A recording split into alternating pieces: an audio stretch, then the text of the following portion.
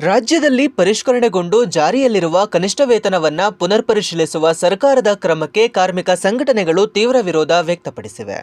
ಕನಿಷ್ಠ ವೇತನ ಪುನರ್ಪರಿಶೀಲನೆ ಹಿಂಪಡೆಯುವಂತೆ ಒತ್ತಾಯಿಸಿ ಜೆಸಿಟಿಯು ನೇತೃತ್ವದಲ್ಲಿ ಕಾರ್ಮಿಕ ಸಂಘಟನೆಗಳು ಫ್ರೀಡಂ ಪಾರ್ಕ್ನಲ್ಲಿ ಬೃಹತ್ ಪ್ರತಿಭಟನಾ ಧರಣಿ ನಡೆಸಿದರು.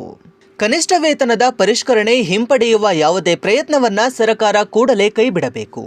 ಇಲ್ಲವಾದರೆ ರಾಜ್ಯಾದ್ಯಂತ ಸರ್ಕಾರಿ ಕಚೇರಿಗಳ ಮುಂದೆ ಪಿಕೆಟಿಂಗ್, ಜಿಲ್ಲಾ ಕೇಂದ್ರಗಳಲ್ಲಿ ಬೃಹತ್ ಪ್ರತಿಭಟನೆಗಳು ಹಾಗೂ ರಾಜ್ಯ ಮಟ್ಟದ ಬಂದ್ ಸೇರಿದಂತೆ ತೀವ್ರ ಹೋರಾಟ ನಡೆಸಬೇಕಾಗುತ್ತದೆ ಎಂದು ಕಾರ್ಮಿಕ ಸಂಘಟನೆಗಳು ಎಚ್ಚರಿಕೆ ನೀಡಿವೆ. ಆರ್ಥಿಕ ಇಲಾಖೆಯ ತಡೆ ಹಿಡಿಯುವ ಸುತ್ತೋಲೆಯನ್ನು ಒಪ್ಪೋದಿಲ್ಲ. ಆರ್ಥಿಕ ಇಲಾಖೆಯ ತಡೆ ಹಿಡಿಯುವ ಸುತ್ತೋಲೆಯನ್ನು ಒಪ್ಪೋದಿಲ್ಲ. ಕಾರ್ಮಿಕ ಇಲಾಖೆಯ ಹೊಸ ವೇತನವನ್ನು ಜಾರಿ ಮಾಡಿ. ಕಾರ್ಮಿಕರ ಐಕ್ಯತೆ ಚಿರಾಯುವಾಗಲೇ. ಜೆಸಿಟಿಯು ಜಿಂದಾಬಾದ್. ಕಾರ್ಮಿಕರ ಐಕ್ಯತೆ ಚಿರಾಯುವಾಗಲೇ. ಹೆಚ್ಚಿಸಿರುವ ವೇತನವನ್ನು ಜಾರಿ ಮಾಡಿ. ಎಲ್ಲ ಗುತ್ತಿಗೆ ಕಾರ್ಮಿಕರನ್ನು ಕಾಯಂಗೊಳಿಸಿ. ಇದರಲ್ಲಿ ನಾವು ನೋಡಬೇಕಾಗಿರೋದು, ಹೋದ ಸಲ ಯಾವಾಗ ಕನಿಷ್ಠ ವೇತನ ಜಾಸ್ತಿ ಆಗಿತ್ತಂದರೆ 2017ರಲ್ಲಿ ಕಾನೂನು ಪ್ರಕಾರ ಪ್ರತಿ 5 ವರ್ಷ ಮಿನಿಮಮ್ 5 ವರ್ಷಕ್ಕೆ ಒಂದು ಸತಿ ಜಾಸ್ತಿ ಆಗಲೇಬೇಕು ಅಂತ ಇದೆ. ಅಂದರೆ 2022ರಲ್ಲಿ ಆಗಬೇಕಾಗಿತ್ತು, 2022ರಲ್ಲಿ ಮಾಡಿಲ್ಲ. ಇವಾಗ ಮೇ 26 2026 ಮೇ ಅಲ್ಲಿ ಕನಿಷ್ಠ ವೇತನ ಜಾರಿ ಮಾಡಿ ಅದು ಜಾಸ್ತಿ ಆಗಿದೆ. ನಾವು ನಿಜವಾಗ್ಲೂ ನೋಡಬೇಕಾಗಿದೆ ಅಂದರೆ ಏನು ಕನಿಷ್ಠ ವೇತನ ಜಾಸ್ತಿ ಆಗಿದೆಯೋ ಅದು ನಿಜವಾಗ್ಲೂ ಅದು ಎಷ್ಟು ಮಟ್ಟಕ್ಕೆ ಕನಿಷ್ಠ ವೇತನ ಆಗಬೇಕಾಗಿತ್ತು ಅಂತಲೇ ಈ ಪ್ರಶ್ನೆ ಇರೋದು. ಎಲ್ಲ ಕೇಂದ್ರ ಯೂನಿಯನ್ಗಳು ಸೇರಿ ಕೇಳಿರೋದು 42,000 ಕನಿಷ್ಠ ವೇತನ ಮಿನಿಮಮ್ ಆಗಬೇಕು ಅಂತ. ಆದರೆ ಈಗ ಆಗಿರೋದು ಒಂದು 23ರಿಂದ 28, 29 ತನಕ ಕನಿಷ್ಠ ವೇತನ ಜಾರಿಯಾಗಿದೆ. ಅದು ಒಳ್ಳೆಯದೇ ಒಂದು ರೀತಿಯಲ್ಲಿ, ಒಂದು ಹೆಜ್ಜೆ ಮುಂದೆ. ಇದು 22ರಿಂದ ಆಗಬೇಕಾಗಿದ್ದು ಇವಾಗಿಂದ ಆಗಿದೆ. ಆದರೆ ಅದನ್ನ ಇಂಪ್ಲಿಮೆಂಟೇಷನ್ ಮಾಡೋದು ಬದಲು ಏನು ಒಂದು ಎಫರ್ಟ್ ಆಗ್ತಾ ಇದ್ದಾರೆ ಅಂದರೆ ಅದನ್ನ ವಾಪಸ್ ತೊಗೋಬೇಕು, ಅದನ್ನ ತುಂಬ ಜಾಸ್ತಿ ಆಗಿದೆ, ಅದರಿಂದ ಇಂಡಸ್ಟ್ರಿಗಳಿಗೆ ಅಫೆಕ್ಟ್ ಆಗುತ್ತೆ ಅಂತ ಆ ಒಂದು ರೀತಿಯಾಗಿ ಒಂದು ಏನು ಅಪಪ್ರಚಾರ ನಡೀತಾ ಇದೆಯೋ ಅದು ಸಂಪೂರ್ಣವಾಗಿ ತಪ್ಪದು.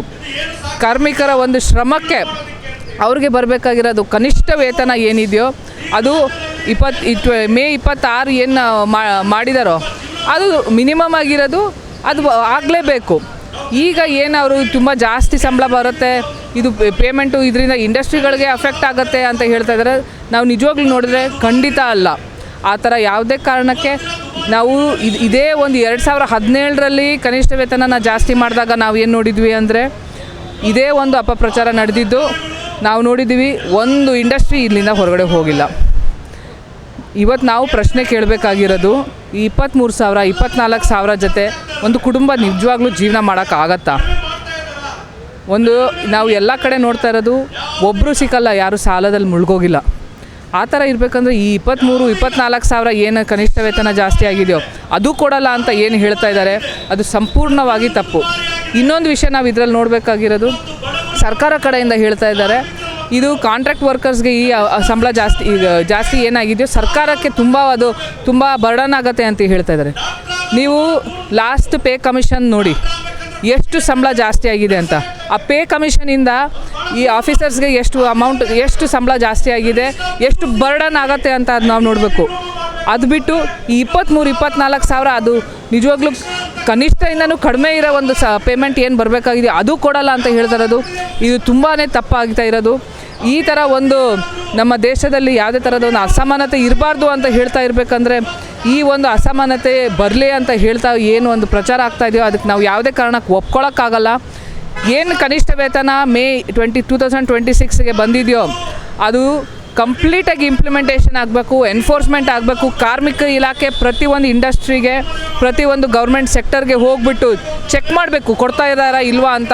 ಕೊಡ್ತಾ ಇಲ್ಲ ಅಂದರೆ ತಕ್ಷಣ ಕೇಸ್ಗಳು ಹಾಕಬೇಕು ಅಂತ ನಾವು ಕೇಳ್ತಾ ಇವತ್ತು ನಾವು ಇಲ್ಲಿ ಹೋರಾಟ ಮಾಡ್ತಾ ಇದ್ದೀವಿ.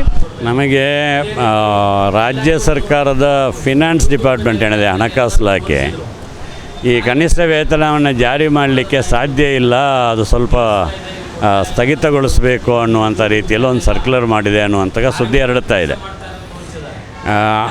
ರಾಜ್ಯ ಸರ್ಕಾರನೇ ಒಬ್ಬ ಮಾದರಿ ಎಂಪ್ಲಾಯರ್ ಆಗಿ, ಮಾದರಿ ಮಾಲೀಕನಾಗಿ ತನ್ನ ಆದೇಶಗಳನ್ನು ಜಾರಿ ಮಾಡಬೇಕಾಗಿತ್ತು. ಸುಪ್ರೀಂ ಕೋರ್ಟ್ನ ತೀರ್ಪಿದೆ, ಕನಿಷ್ಠ ವೇತನ ಕೊಡಲಿಕ್ಕೆ ಸಾಧ್ಯ ಇಲ್ಲ ಅಂತ ಹೇಳುವಂತಹ ಯಾವುದೇ ಉದ್ದಿಮೆದಾರನಿಗೆ ಉದ್ದಿಮೆ ನಡೆಸಲಿಕ್ಕೆ ಹಕ್ಕಿಲ್ಲ ಅಂತ. ಒಂದು ರಾಜ್ಯ ಸರ್ಕಾರ ತಾನೇ ನಿಗದಿಪಡಿಸಿದಂತಹ ಕನಿಷ್ಠ ವೇತನವನ್ನು ಜಾರಿ ಮಾಡಲಿಕ್ಕೆ ತನಗಾಗಲ್ಲ ಅಂತೇಳಿದರೆ ಸರ್ಕಾರದಲ್ಲಿ ಇರೋಕ್ಕೆ ಯೋಗ್ಯ ಅಲ್ಲ ಅಂತ ಅರ್ಥ. ಯಾಕಂದರೆ ಕನಿಷ್ಠ ವೇತನ ಕೊಡಲಿಕ್ಕಾಗಲ್ಲ ಅನ್ನುವಂತಹ ಒಬ್ಬ ವ್ಯಾಪಾರಸ್ಥ ಅಥವಾ ಕೈಗಾರಿಕೋದ್ಯಮಿ ಅವನ ವ್ಯಾಪಾರವನ್ನು ನಡೆಸಲಿಕ್ಕೆ ಹಕ್ಕಿಲ್ಲ ಅನ್ನುವಾಗ ರಾಜ್ಯ ಸರ್ಕಾರ ಕನಿಷ್ಠ ವೇತನ ಕೊಡೋಕ್ಕಾಗಲ್ಲ ಅಂತ ಹೇಳಲಿಕ್ಕೆ ಬರೋದಿಲ್ಲ. ಇನ್ನೊಂದು ಮುಖ್ಯವಾದಂಥ ವಿಚಾರ ಇದೆ. ಈ ದೇಶದ ಸುಪ್ರೀಂ ಕೋರ್ಟ್ ಹಲವಾರು ಸಂದರ್ಭಗಳಲ್ಲಿ ಆದೇಶಗಳನ್ನು ಹೊರಡಿಸಿದೆ. ಸಮಾನ ಕೆಲಸಕ್ಕೆ ಸಮಾನ ವೇತನವನ್ನು ಕೊಡಬೇಕು. ಕಾಯಂ ನೌಕರರು ಮಾಡುವಂತಹ ಸಮಾನ ಕೆಲಸವನ್ನು ಮಾಡುವಂಥ ಎಲ್ಲ ಗುತ್ತಿಗೆ ಕಾರ್ಮಿಕರಿಗೂ ಸಮಾನ ವೇತನವನ್ನು ಕೊಡಬೇಕು. ಬೇರೆ ಎಲ್ಲ ಕಾರ್ಮಿಕರಿಗೂ ಸಮಾನ ವೇತನವನ್ನು ಕೊಡಬೇಕು. ಕಾಯಮೇತರವಾಗಿ ಯಾವುದೇ ಕಾರ್ಮಿಕರನ್ನು ದುಡಿಸ್ಕೊಂಡ್ರೂ ಅವರು ಮಾಡುವಂತಹ ಕೆಲಸಕ್ಕೆ ಯೋಗ್ಯವಾದಂತಹ ವೇತನವನ್ನು ನಿರಾಕರಿಸಲಿಕ್ಕಾಗಲ್ಲ ಅಂತ. ಆ ರೀತಿಯಲ್ಲಿ ನೋಡಿದರೆ ರಾಜ್ಯ ಸರ್ಕಾರ ಒಬ್ಬ ಮಾದರಿ ಮಾಲೀಕರಾಗಿ ಈವನ್ ಅವರು ಪರ್ಮನೆಂಟ್ ಮಾಡ್ಕೊಳ್ಳೋಕ್ಕಾಗಲ್ಲ, ಸದ್ಯಕ್ಕೆ ಹೊರಗುತ್ತಿಗೆ ಕಾರ್ಮಿಕರನ್ನ ಇಟ್ಕೊಳ್ತೀವಿ, ಕಾಯಮೇತರ ಕಾರ್ಮಿಕರನ್ನ ಇಟ್ಕೊಳ್ತೀವಿ ಅನ್ನುವಂತಹ ಪರಿಸ್ಥಿತಿ ಇದ್ದರೂ ಅದೇ ಕೆಲಸ ಮಾಡುವಂತಹ ಕಾಯಂ ಉದ್ಯೋಗಿಗೆ ಏನು ಸಂಬಳ ಕೊಡ್ತಾರೋ ಅದೇ ಸಂಬಳವನ್ನು ಅವರಿಗೆ ಕೊಡಬೇಕು. ಸುಪ್ರೀಂ ಕೋರ್ಟ್ ಆದೇಶದ ಪ್ರಕಾರ ಫ್ರೀಡಮ್ ಪಾರ್ಕಲ್ಲೇ ಪ್ರೊಟೆಸ್ಟ್ ಮಾಡಬೇಕು, ಯಾಕಂದರೆ ಹೈಕೋರ್ಟ್ ಆದೇಶ ಇದೆ ಅಂತೇಳಿ ಎಲ್ಲೂ ಪ್ರೊಟೆಸ್ಟ್ ಮಾಡಲಿಕ್ಕೆ ಅಧಿಕಾರ ಹಕ್ಕು ಕೊಡದೇ ಇರುವಂತಹ ಈ ಸರ್ಕಾರಗಳು ಸುಪ್ರೀಂ ಕೋರ್ಟ್ ಆದೇಶವನ್ನು ಸಂಬಳದ ವಿಚಾರದಲ್ಲಿ ಹೆಂಗೆ ಉಲ್ಲಂಘನೆ ಮಾಡ್ತಾರೆ ಅನ್ನುವಂಥ ಪ್ರಶ್ನೆ ಇದೆ. ನಾವು ಗಂಭೀರವಾಗಿ ಸರ್ಕಾರವನ್ನು ಕೇಳುವಂಥದ್ದು ಅದು. ಸುಪ್ರೀಂ ಕೋರ್ಟ್ ಆದೇಶ, ಕೋರ್ಟ್ ಆದೇಶಗಳನ್ನ ಕಟ್ಟುನಿಟ್ಟವಾಗಿ ಜಾರಿ ಮಾಡ್ತೀವಿ ಅನ್ನುವಂಥವರು ಈ ವಿಚಾರದಲ್ಲಿ ಸಮಾನ ಕೆಲಸಕ್ಕೆ ಸಮಾನ ವೇತನ ಅನ್ನುವಂತಹ ಆದೇಶವನ್ನು ಯಾಕೆ ಜಾರಿ ಮಾಡ್ತಿಲ್ಲ? ಹಾಗಾಗಿ ಸ್ಪಷ್ಟವಾಗಿ ಸರ್ಕಾರಕ್ಕೂ ಗೊತ್ತಿದೆ, ಕನಿಷ್ಠ ವೇತನವನ್ನು ಕೊಡಲಿಕ್ಕೆ ಹಣ ಇಲ್ಲ ಅನ್ನುವಂಥದ್ದು ಒಂದು ತರ್ಕಬದ್ಧವಾದಂತಹ ನ್ಯಾಯ ಅಲ್ಲ, ವಾದನೂ ಅಲ್ಲ. ಇದನ್ನು ಆ ರೀತಿಯಲ್ಲಿ ಮಾಡೋಕ್ಕೆ ಹೋಗಬಾರದು. ರಾಜ್ಯ ಸರ್ಕಾರಕ್ಕೆ ಈ ದಿನ ನಾವು ಸ್ಪಷ್ಟವಾಗಿ ಕಾರ್ಮಿಕ ಸಂಘಟನೆಗಳೊಂದು ಪ್ರತಿಭಟನೆಯ ಮೂಲಕ ಎಚ್ಚರಿಕೆಯನ್ನು ಕೊಟ್ಟಿದ್ದೀವಿ. ನಿಮ್ಮ ಮೂಲಭೂತ ಆಡಳಿತ ನಿಯಮಗಳನ್ನು ಯಾವುದೇ ಕಾರಣಕ್ಕೂ ಉಲ್ಲಂಘನೆ ಮಾಡಬಾರ್ದು. ಉಲ್ಲಂಘನೆ ಮಾಡಿದರೆ ನಾವು ಬಿಡೋದಿಲ್ಲ. ನಾವು ಸಮಾನ ಕೆಲಸಕ್ಕೆ ಸಮಾನ ವೇತನ ಅನ್ನುವಂತಹ ಡಿಮ್ಯಾಂಡ್ ಅಲ್ಲ, ನೀವೇ ಪ್ರಕಟಣೆ ಮಾಡಿರುವಂತಹ ಕನಿಷ್ಠ ವೇತನವನ್ನು ಜಾರಿ ಮಾಡಿ ಅಂತ ಕೇಳ್ತಾ ಇದ್ದೀವಿ. ಸಮಾನ ಕೆಲಸಕ್ಕೆ ಸಮಾನ ವೇತನ ಮುಂದೆ ಬಂದೇ ಬರ್ತದೆ, ನೀವು ಅದನ್ನು ಕಡೆಗಣಿಸ್ಲಿಕ್ಕೆ ಆಗೋದಿಲ್ಲ. ಯಾವುದೇ ಪ್ರಗತಿಪರ ಬೆಳವಣಿಗೆ ಅಂತ ಹೇಳಿದರೆ, ಪ್ರಗತಿಶೀಲ ಬೆಳವಣಿಗೆ ಅಂತ ಹೇಳಿದರೆ, ಈವನ್ ಪ್ರಜಾಪ್ರಭುತ್ವದಲ್ಲೂ ಕೂಡ ಏನು ಪ್ರಗತಿ ಆಗ್ತಿದೆಯೋ ಅದಕ್ಕೆ ತಕ್ಕಂಥ ರೀತಿಯಲ್ಲಿ ಹಲವಾರು ಬದಲಾವಣೆಗಳಾಗಬೇಕು. ಅದರಲ್ಲಿ ಕನಿಷ್ಠ ಸವಲತ್ತುಗಳು, ವೇತನ ಅವಿಭಾಜ್ಯ ಅಂಗ. ಅದನ್ನು ಕೂಡ ಉತ್ತಮಗೊಳಿಸಬೇಕಾಗಿರೋದು ಪ್ರಜಾಪ್ರಭುತ್ವ ನಿಯಮಗಳ ಅನಿವಾರ್ಯತೆ ಅನ್ನೋದನ್ನು ರಾಜ್ಯ ಸರ್ಕಾರ ತಿಳ್ಕೋಬೇಕು. ನಿಮಗೆ ಪಾಳೆಗಾರಿ ಅಧಿಕಾರವನ್ನು ಕೊಡಲಿಲ್ಲ. ಒಂದು ಪ್ರಜಾಪ್ರಭುತ್ವ ವ್ಯವಸ್ಥೆಯಲ್ಲಿ ಚುನಾವಣೆಯಲ್ಲಿ ಆಯ್ಕೆಯಾದಂತಹ ಸರ್ಕಾರ ನಿಯಮಗಳನ್ನ ಪಾಲಿಸಬೇಕಾದಂತಹ ಕರ್ತವ್ಯ ನಿಮಗಿದೆ ಅನ್ನುವಂಥ ಎಚ್ಚರಿಕೆಯನ್ನು ಇವತ್ತು ಕೊಡ್ತಾ ಇದ್ದೀವಿ. ಜಾರಿ ಆಗದೇ ಇದ್ದರೆ ಭಾರಿ ತೀವ್ರವಾದಂಥ ಹೋರಾಟಕ್ಕೆ ಮುಂದಾಗಲಿಕ್ಕಿದ್ದೀವಿ. ಇವತ್ತು ಇಲ್ಲಿ ನಾವು ಧರಣಿಯನ್ನು ಹಾಕ್ಕೊಂಡಿದ್ವಿ. ಈ ಧರಣಿಗೆ ಈಗ ನಮ್ಮ ನಿಯೋಗ ಹೋಗ್ಬಿಟ್ಟು ಏನೊಂದು ಸೆಕ್ರೆಟರಿ ಅವರು ಇದ್ದಾರೆ, ಮೇಡಮ್ ಶಾಲಿನಿ ರಜನೀಶ್ ಮೇಡಮ್ ಅವರನ್ನು ಸಹ ಭೇಟಿ ಆಗ್ತಾ ಇದ್ವಿ. ಯಾಕಂದರೆ ಎರಡು ಇಲಾಖೆ ಜೊತೆಯಲ್ಲಿ ಸಂಘರ್ಷ ಬಂದಿದೆ, ಕಾರ್ಮಿಕ ಇಲಾಖೆ, ಆರ್ಥಿಕ ಇಲಾಖೆ. ಹಾಗೆ ಮೇಡಮ್ನವರಿಗೂ ಸಹ ಮನವಿ ಪತ್ರವನ್ನು ಕೊಟ್ಟು ತಾವು ಮಧ್ಯ ಪ್ರವೇಶ ಮಾಡಿ ಆ ಒಂದು ಜಾರಿಯಾಗಿರ್ತಕ್ಕಂಥ ವೇತನವನ್ನು ಕೊಡಿಸ್ಬೇಕಂತ ಕೇಳ್ತಾ ಇದ್ದೀವಿ. ಅದಿಲ್ಲ ಅಂತ ಹೇಳಿದರೆ ಬರೋ ದಿನಗಳಲ್ಲಿ ರಾಜ್ಯ ಮಟ್ಟದಲ್ಲಿ, ಜಿಲ್ಲಾ ಕೇಂದ್ರಗಳಲ್ಲಿ, ತಾಲೂಕು ಕೇಂದ್ರಗಳಲ್ಲಿ ಉಗ್ರವಾದಂತಹ ಒಂದು ಪ್ರತಿಭಟನೆಯನ್ನು ಮಾಡ್ತೀವಿ. ಇದೇ ಏನೊಂದು ಆಗಸ್ಟ್ 10ನೇ ತಾರೀಕು ಒಂದು ಕ್ವಿಟ್ ಇಂಡಿಯಾ ಚಳುವಳಿಯ ಭಾಗವಾಗಿ ಇಡೀ ದೇಶದಾದ್ಯಂತ ಪ್ರತಿಭಟನೆ ನಡೀತಾ ಇದೆ.